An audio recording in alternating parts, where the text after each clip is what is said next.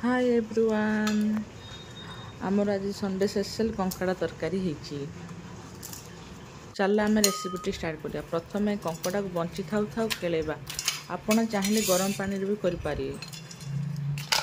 प्रथम कंकड़ा को भल भाव में सफा करवा से तार अल्प मसला अल्प तेल रे आम कंकड़ा तरकारी प्रस्तुत करवा। मुझे गोटा मसला ही यूज कर एक्स्ट्रा मसला यूज करूनी। गोटा मसला अल्प भाजिकी से अदा रसुण पेस्ट दे बाटी देती अल्प पियाज टमाटो को भी भाजिकी से भी बाटी दि जाए। आ जो कंकड़ा केड़ा से लुण हल्दी गुंड देकर मुझे भल भाव में भाजी देती।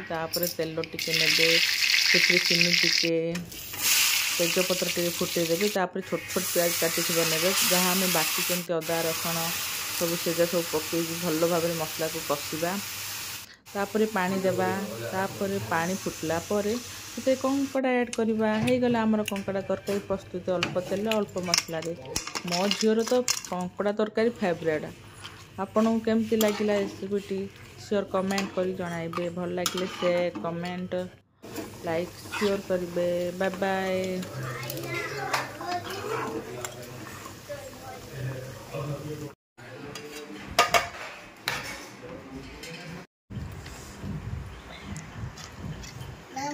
झोल